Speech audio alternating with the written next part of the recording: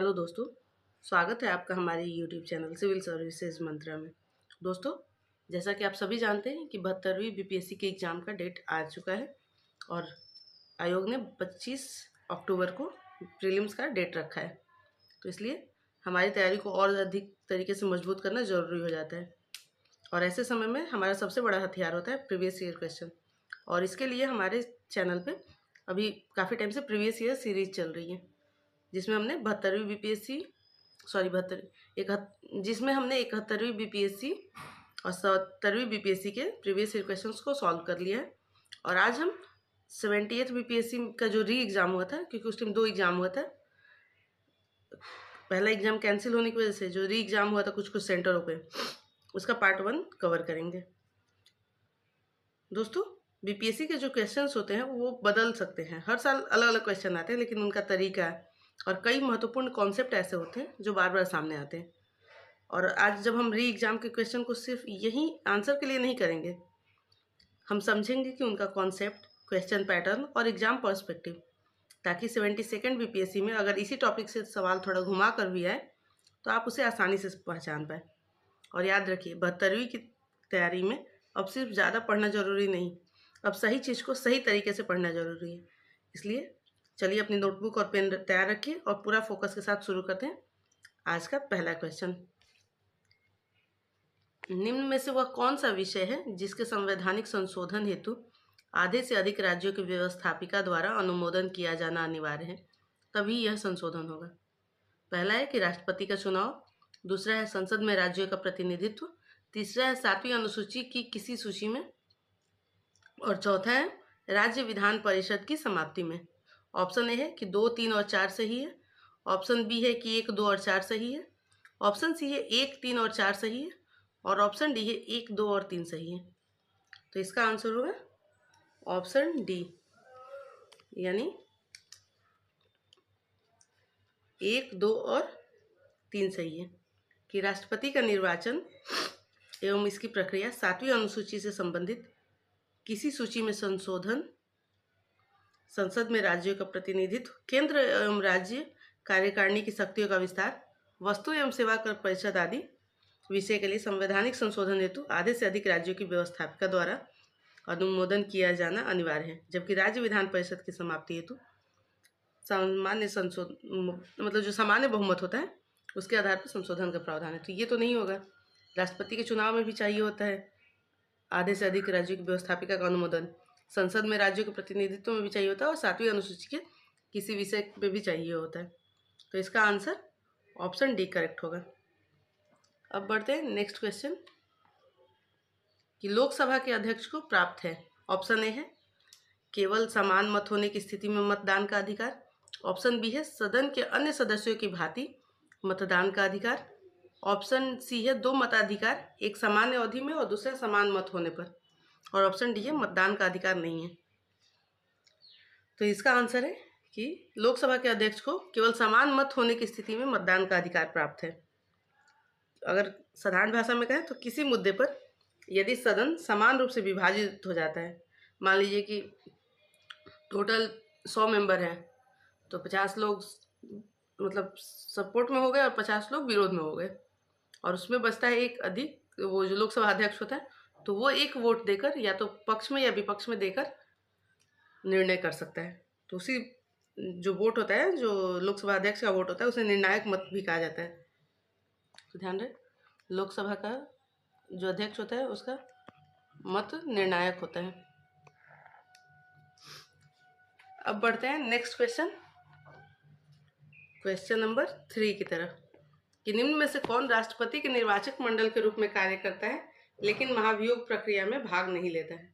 तो क्वेश्चन ये है कि मतलब ऐसा कौन है जो कि निर्वाचन में तो भाग लेता है राष्ट्रपति के, लेकिन उनके हटाने की प्रक्रिया में भाग नहीं लेता है।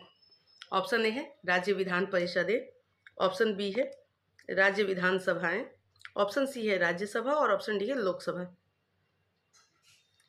तो इसका आंसर होगा राज्य विधानसभाएं जो है वो निर्वाचित सदस्य, जो मतलब राज्य विधानसभाओं के जो निर्वाचित सदस्य होते हैं, तथा दिल्ली व पुदुचेरी केंद्र शासित राज्य विधानसभाओं के सदस्य राष्ट्रपति पर महाभियोग प्रस्ताव में भाग नहीं लेते हैं, जबकि ये चुनाव में भाग लेते हैं। परंतु सदन के दोनों सदनों के नामांकित सदस्य जिन्होंने राष्ट्रपति के चुनाव में भाग नहीं लिया था इस महाभियोग प्रक्रिया में भाग ले सकते हैं। और ये एक अर्ध न्यायिक प्रक्रिया है। अर्ध न्यायिक। तो ध्यान रखना है कि जो राज्य विधानसभा के सदस्य हैं वो महाभियोग की प्रक्रिया में भाग नहीं लेते हैं, लेकिन जो संसद के दोनों सदनों के नामांकित सदस्य होते हैं जो कि राष्ट्रपति के चुनाव में भाग नहीं लिए थे वो भी महाभियोग की प्रक्रिया में भाग ले सकते हैं। अब बढ़ते हैं नेक्स्ट क्वेश्चन नंबर 4 की तरफ कि भारतीय संविधान का कौन सा अनुच्छेद आपातकाल की घोषणा से संबंधित है। अनुच्छेद 360, अनुच्छेद 365, अनुच्छेद 356 और अनुच्छेद 352। तो क्या पूछ रहा है? आपातकाल की घोषणा से संबंधित। तो इसका आंसर होगा अनुच्छेद 352, क्योंकि अनुच्छेद 352 आपातकाल की उद्घोषणा का प्रावधान करता है, जिसमें उल्लेखित है कि राष्ट्रपति देश में युद्ध, बाह्य आक्रमण या सशस्त्र विद्रोह के दौरान मंत्रिमंडल की सलाह पर आपातकाल की घोषणा संपूर्ण भारत में या किसी भी भाग में कर सकता है। तो ध्यान रहे, युद्ध,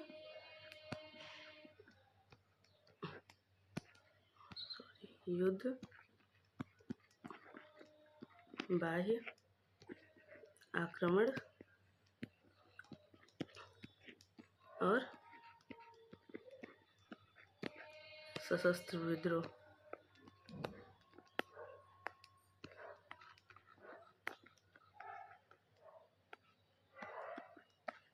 इस स्थिति में राष्ट्रपति जो है वो मंत्रिमंडल की सलाह से आपातकाल की उद्घोषणा कर सकता है। अब बढ़ते हैं नेक्स्ट क्वेश्चन नंबर 5 की तरफ। वह व्यक्ति जो भारत का राष्ट्रपति, अमेरिका, चीन, तुर्की और थाईलैंड के राजदूत रहने के साथ साथ जवाहरलाल यूनिवर्सिटी के कुलपति रह चुके हैं, वे कौन से? मतलब ऐसे किसी एक व्यक्ति का नाम है जो कि अमेरिका, चीन, तुर्की और थाईलैंड में भारत के राजदूत रह चुके हैं और जवाहरलाल यूनिवर्सिटी के कुलपति रह चुके हैं और वो भारत के राष्ट्रपति भी हैं। तो ऐसे किसी व्यक्ति का नाम बताना है। ऑप्शन ए है doctor S Radhakrishnan, doctor Shankar Dayal Sharma, option C है के.आर. नारायणन और ऑप्शन डी है आर. वेंकटरमन। तो इसका आंसर होगा के.आर. नारायणन। के.आर. नारायणन जो थे वो देश के ऐसे राष्ट्रपति हुए जो अमेरिका, चीन, टर्की और थाईलैंड में राजदूत रहने के साथ साथ जवाहरलाल यूनिवर्सिटी के कुलपति भी रहे और ये देश के प्रथम दलित राष्ट्रपति भी थे। तो ध्यान रहे, प्रथम दलित राष्ट्रपति। और जो चीज़ें प्रथम होती है वो वैसे भी वैल्यूएबल हो जाती है, तो उसको ध्यान रखना है। और इन्होंने 1992 से 97 तक भारत के 9वें उपराष्ट्रपति और 1997 से 2002 तक भारत के 10वें राष्ट्रपति के रूप में कार्य किए। तो ध्यान रखें कि ये उपराष्ट्रपति भी रह चुके हैं एक टेन्योर के लिए। अब बढ़ते हैं नेक्स्ट क्वेश्चन नंबर 6 की तरफ कि भारत में वित्त आयोग का प्राथमिक कार्य है। ऑप्शन ए है केंद्र और राज्यों के मध्य राजस्व का बंटवारा, ऑप्शन बी है संघ एवं राज्य सरकारों के मंत्रालयों को निधि का आवंटन करना, ऑप्शन सी है राष्ट्रपति को वित्तीय मामलों में परामर्श देना और ऑप्शन डी है वार्षिक बजट तैयार करना। तो इसका आंसर होगा कि भारत में वित्त आयोग का प्राथमिक कार्य है केंद्र और राज्यों के मध्य कर राजस्व के परामर्श पर सिफारिशें देना, यानी केंद्र और राज्यों के मध्य राजस्व का बंटवारा। और ध्यान रहे कि इसका वित्त आयोग का गठन आर्टिकल 280 के तहत हुआ है और राष्ट्रपति द्वारा किया जाता है। राष्ट्रपति, ध्यान रहे कि भारत में वित्त आयोग का गठन राष्ट्रपति द्वारा आर्टिकल 280 के तहत किया जाता है। अब बढ़ते हैं नेक्स्ट क्वेश्चन नंबर 7 की तरफ कि निम्न में से भारत के किस संविधान संशोधन ने एक राज्य में मुख्यमंत्री सहित मंत्रिपरिषदों की अधिकतम संख्या निर्धारित की है? वही जो 15% वाला बात था कि 15% से अधिक मंत्रिपरिषद नहीं हो सकता, वो किस संशोधन के तहत बात की गई है?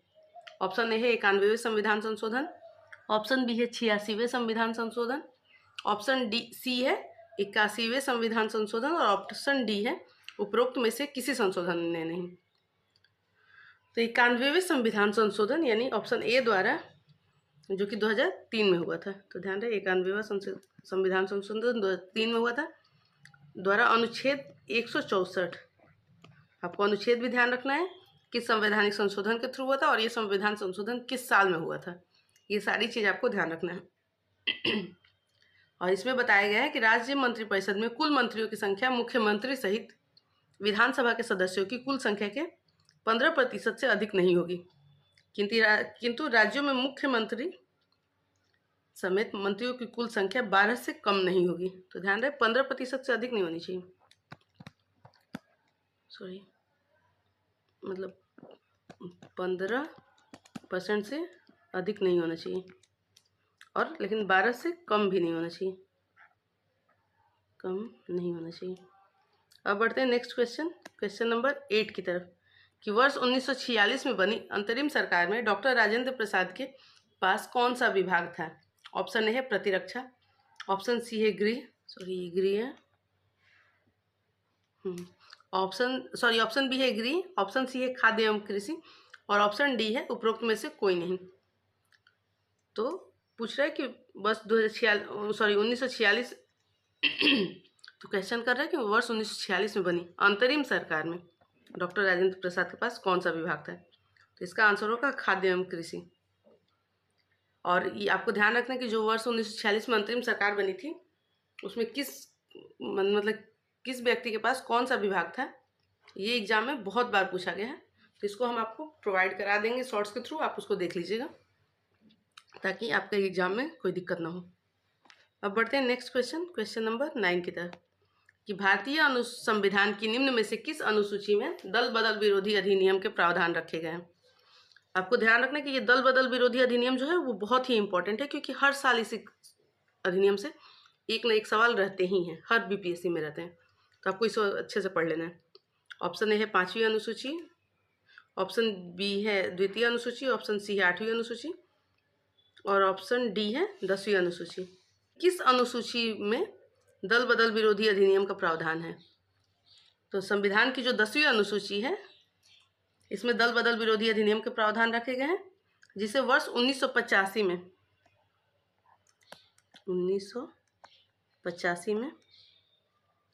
52वें तो ध्यान रहे 52वें संविधान संशोधन कॉन्स्टिट्यूशनल अमेंडमेंट एक्ट के तहत देश में दल बदल विरोधी कानून पारित किया गया था। तो ध्यान रखना है कि दल बदल विरोधी अधिनियम 10वीं अनुसूची 1985 52वां संविधान संशोधन। अब बढ़ते हैं नेक्स्ट क्वेश्चन नंबर 10 की तरफ कि पंचायती राज व्यवस्था में शासन व्यवस्था क्या निर्धारित की गई है। ऑप्शन ए है ग्रामीण क्षेत्रीय एवं जनपद स्तर पर स्थानीय स्वशासन की त्रिस्तरीय संरचना। ऑप्शन बी है ग्रामीण क्षेत्रीय जनपद एवं राज्य स्तर पर स्थानीय स्वशासन की 4 स्तरीय संरचना। ऑप्शन सी है ग्रामीण एवं क्षेत्रीय स्तर पर स्थानीय स्वशासन की 2 स्तरीय योजना, और ऑप्शन डी है ग्रामीण स्तर पर स्थानीय स्वशासन की 1 स्तरीय योजना। तो इसमें अगर नॉर्मली आप पूरे चीज़ को ध्यान से देखें तो एक में त्रिस्तरीय की बात की है, दूसरे में 4 स्तरीय की, इसमें 2 स्तरीय की, और एक में 1 स्तरीय की। तो जबकि पंचायती राज व्यवस्था जो है वो त्रिस्तरीय संरचना की बात करता है। तो ये आप शुरू में ही करेक्ट कर सकते थे। आपको ना वो क्वेश्चन का बहुत बड़ा जो सेंटेंस है उसको देख के नहीं, कुछ कीवर्ड्स को ध्यान रख के भी आप आंसर दे सकते हैं, जिसमें ये आप आसानी से कर पाते। तो इसका आंसर होगा कि पंचायती राज व्यवस्था में शासन व्यवस्था ग्रामीण क्षेत्रीय एवं जनपद स्तर पर स्थानीय स्वशासन की त्रिस्तरीय संरचना की बात करता है। अब बढ़ते हैं नेक्स्ट क्वेश्चन नंबर 11 की तरफ कि केंद्र एवं राज्यों के मध्य विवादों का समाधान भारत के सर्वोच्च न्यायालय के किस क्षेत्राधिकार के अंतर्गत आता है। ऑप्शन ए है अपीलीय क्षेत्राधिकार, ऑप्शन बी है प्रारंभिक क्षेत्राधिकार, ऑप्शन सी है परामर्श क्षेत्राधिकार, और ऑप्शन डी है संवैधानिक क्षेत्राधिकार। तो इसका आंसर होगा केंद्र और राज्यों के मध्य विवादों का समाधान भारत के सर्वोच्च न्यायालय के प्रारंभिक क्षेत्राधिकार के अंतर्गत आता है, या इसे मूल क्षेत्राधिकार भी कहते हैं। तो अगर मूल पूछे या प्रारंभिक पूछे तो उसके अंतर्गत केंद्र एवं राज्यों के मध्य विवादों का समाधान आता है। और इसके अतिरिक्त ऐसे विवाद जो 2 या 2 से अधिक राज्यों की सरकार के माध्यम से हो अथवा भारत सरकार और 1 या अधिक राज्य सरकारें हो, तो ऐसे विवादों का समाधान भी सुप्रीम कोर्ट के मूल क्षेत्राधिकार के अंतर्गत ही आता है।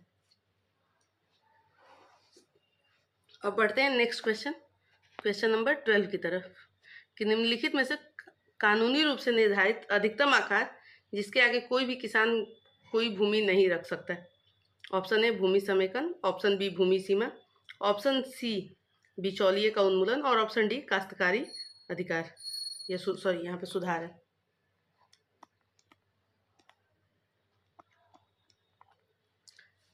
तो पूछ रहा है कि इसे क्या कहते हैं कि जिसमें किसान जो निर्धारित अधिकतम आकार से अधिक कोई भी किसान की भूमि नहीं रख सकता। तो इसका आंसर होगा भूमि सीमा। भूमि सीमा को कानूनी रूप से उस अधिकतम आकार के रूप में संदर्भित किया जाता है जिसके अंतर्गत कानूनी रूप से निर्धारित अधिकतम आकार जिसके आगे कोई भी किसान कोई भूमि नहीं रख सकता। इस तरह की सीमा तय करने का उद्देश्य कुछ लोगों के हाथों में निहित भू स्वामित्व में कमी करना है। अब बढ़ते हैं नेक्स्ट क्वेश्चन नंबर 13 की तरफ कि लोकसभा सदस्य, राज्यसभा सदस्य एवं राष्ट्रपति बनने के लिए न्यूनतम आयु क्या होनी चाहिए। ऑप्शन ए है 25, 30 एवं 35, ऑप्शन बी है 25, 35 एवं 45, ऑप्शन सी है 25, 30 एवं 30, ऑप्शन डी है 25, 35 एवं 35। तो ये पूछ रहा है कि लोकसभा सदस्य, राज्यसभा सदस्य और राष्ट्रपति बनने के लिए न्यूनतम आयु। तो पहले हमको जानना होगा लोकसभा के लिए। तो लोकसभा के लिए अधिकतम जो है वो 25 वर्ष है और राज्यसभा के लिए जो न्यूनतम आयु है वो 30 वर्ष है और राष्ट्रपति बनने के लिए जो न्यूनतम आयु चाहिए वो 35 वर्ष। तो आपको आंसर में देखें 25, 30 एवं 35, ऑप्शन ए करेक्ट है। और वही अगर विधान परिषद और विधानसभा की बात करें तो विधान परिषद के लिए 30 वर्ष होनी चाहिए और विधानसभा के लिए 25 वर्ष। अब बढ़ते हैं नेक्स्ट क्वेश्चन नंबर 14 की तरफ कि भारतीय संविधान के किस अनुच्छेद के तहत वार्षिक वित्तीय विवरण संसद के समक्ष प्रस्तुत किया जाना आवश्यक है। ऑप्शन ए है अनुच्छेद 113, ऑप्शन बी है अनुच्छेद 114, ऑप्शन सी है अनुच्छेद 112 और ऑप्शन डी है अनुच्छेद 111।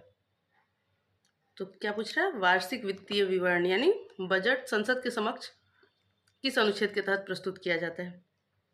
तो इसका आंसर होगा ऑप्शन सी, अनुच्छेद 112 के तहत राष्ट्रपति प्रत्येक वित्तीय वर्ष के संबंध में संसद के दोनों सदनों के समक्ष भारत सरकार की वार्षिक वित्तीय विवरण को अनिवार्य रूप से प्रस्तुत करता है। लेकिन एक बात ध्यान रखिएगा कि इसे वार्षिक वित्तीय विवरण संविधान में कहा गया है, सामान्य बोलचाल की भाषा में बजट कहा जाता है। लेकिन अगर आपको एग्जाम में आता है कि बजट शब्द का उल्लेख किस अनुच्छेद में किया गया तो ये आपको ध्यान रखना है कि संविधान में कहीं भी बजट शब्द का उल्लेख नहीं है। और ये भी ध्यान रखना कि बजट सदैव लोकसभा में पेश किया जाता है। तो अगर बोले कि राज्यसभा में पेश किया जाता है तो वो भी गलत होगा। अब बढ़ते हैं नेक्स्ट क्वेश्चन नंबर 15 की तरफ कि अंतर्राष्ट्रीय मिसप्रिंट हुआ, अंतर्राष्ट्रीय संधियों को लागू करने हेतु संसद द्वारा भारत के किसी एक हिस्से या संपूर्ण भारत के लिए कानून का निर्माण किया जा सकता है। ऑप्शन ए है सभी राज्यों की सहमति से, ऑप्शन बी है राज्य की बहुमत की सहमति से, ऑप्शन सी है संबंधित राज्यों की सहमति से और ऑप्शन डी है राज्यों की सहमति के बिना। तो जो संविधान का अनुच्छेद 253 है वो उल्लेखित करता है कि संसद राज्यों की सहमति के बिना, यानी ऑप्शन डी करेक्ट होगा, अंतर्राष्ट्रीय संधियों और समझौतों को लागू करने के लिए भारत राज्य क्षेत्र के किसी एक हिस्से अथवा संपूर्ण भारत के लिए कानून का निर्माण कर सकता है। तो आपको ध्यान रखना कि अगर मतलब आपके घर में कुछ चीज़ें चेंज करनी है तो आपके घर का जो मुखिया है वो बिना कुछ भी सोचे वो चेंज कर सकता है। उसके लिए आपकी लाइफ से भी रिलेटेड है तो आपसे पूछना ज़रूरी नहीं है। इसी तरीके से कि अगर कोई भी संधि या समझौता भारत के किसी एक हिस्से में लागू करना है या संपूर्ण भारत में भी लागू करना है तो संसद राज्य से पूछने के लिए बाध्य नहीं है, वो राज्य की सहमति के बिना ऐसा निर्णय ले सकता है और ऐसा प्रावधान संविधान के अनुच्छेद 253 में किया गया है। अब बढ़ते हैं नेक्स्ट क्वेश्चन नंबर 16 की तरफ कि एक ब्रिटिश नागरिक जो कि भारत में रह रहा है किस अधिकार की मांग नहीं कर सकता है। ऑप्शन ए है धार्मिक स्वतंत्रता, ऑप्शन बी है जीवन और व्यक्तिगत स्वतंत्रता का संरक्षण, ऑप्शन सी है व्यापार और व्यवसाय की स्वतंत्रता और ऑप्शन डी है कानून के समक्ष समानता। तो ये पूछा कि मतलब ऐसे कौन से अधिकार है जो विदेशियों को नहीं प्राप्त है। तो इसका आंसर होगा ऑप्शन सी व्यापार और व्यवसाय की स्वतंत्रता, क्योंकि एक ब्रिटिश अथवा कोई भी विदेशी नागरिक जो कि भारत में रह रहा है वो अनुच्छेद 19 में निहित मौलिक अधिकार व्यापार और व्यवसाय की स्वतंत्रता की मांग नहीं कर सकते। तो आपको ध्यान रखना है, कभी कभी एग्जाम में आता है कौन से अधिकार सिर्फ भारतीयों को प्राप्त है, जिस पर भी विदेशी मांग नहीं कर सकते। तो वो है आर्टिकल 15, 16, 19, 29 और 30। ये सारे जो अधिकार हैं वो सिर्फ भारतीयों को प्राप्त हैं और इस पर विदेशी नागरिक दावा नहीं कर सकते।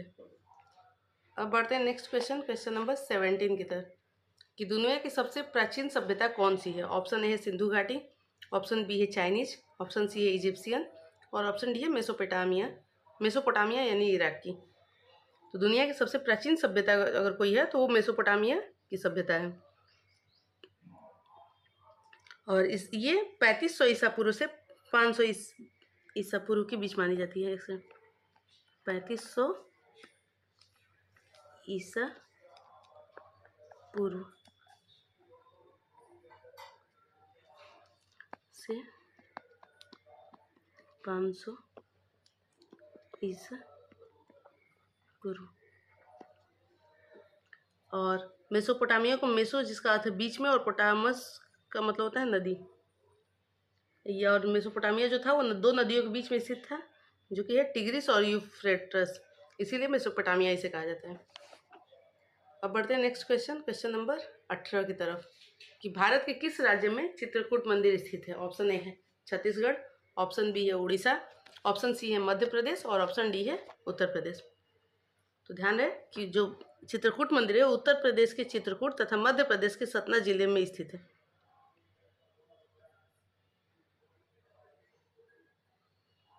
तो ऑप्शन सी करेक्ट होगा। और चित्रकूट जो है उनको भगवान श्री राम की कर्मस्थली माना जाता है चित्रकूट जगह को।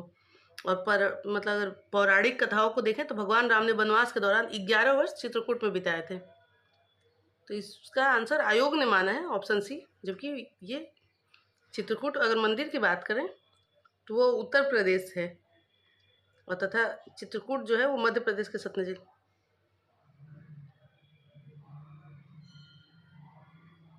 सॉरी, इसमें कुछ डाउट लग रहा है, इसको हम बाद में क्लियर करते हैं आपको, लेकिन इसका आंसर आयोग ने ऑप्शन सी माना था। अब बढ़ते हैं नेक्स्ट क्वेश्चन, क्वेश्चन नंबर 19 की तरफ, कि मौर्य साम्राज्य के संस्थापक कौन थे। ऑप्शन ए है बिंदुसार, ऑप्शन बी है बृहद्रथ, ऑप्शन सी है अशोक, ऑप्शन डी है चंद्रगुप्त मौर्य। तो क्या पूछा, मौर्य साम्राज्य के संस्थापक। तो मौर्य साम्राज्य के संस्थापक चंद्रगुप्त मौर्य थे और चंद्रगुप्त मौर्य ने चाणक्य की सहायता से अंतिम नंद शासक घनानंद को पराजित किया। ध्यान है, घनानंद को पराजित किया था। और चंद्रगुप्त मौर्य को स्ट्रैबो, मेगास्थनीज और जस्टिन ने सेंड्रोकोटस, एरियन तथा प्लूटार्क ने एड्रोकोटस तथा फिलार्कस ने सेंड्रोकोटस कहा है।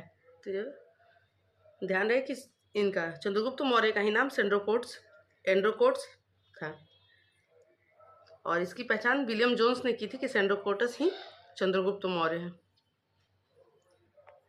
अब बढ़ते हैं नेक्स्ट क्वेश्चन, क्वेश्चन नंबर 20 की तरफ, कि अशोक के स्तंभ पर कौन सी लिपि लिखी गई है। ऑप्शन ए है ब्राह्मी लिपि, ऑप्शन बी है सामरी लिपि, ऑप्शन सी है पाली लिपि और ऑप्शन डी है संस्कृत।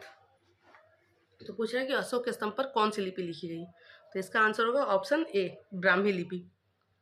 मतलब सबसे ज़्यादा ब्राह्मी लिपि लिखी गई है, किंतु शहबाजगढ़ी और मनसेहरा अभिलेख में खरोष्ठी लिपि तथा तक्षशिला से प्राप्त अभिलेख में अरमैक लिपि लिखी गई है और ये सारे ऑप्शन में नहीं है, इसलिए आयोग ने इसका ऑप्शन ए माना है।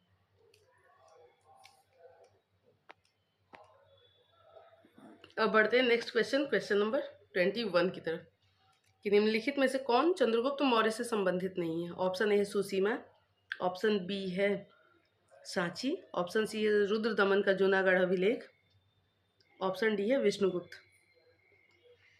और ये पूछा कौन है वो जो चंद्रगुप्त मौर्य से संबंधित नहीं है।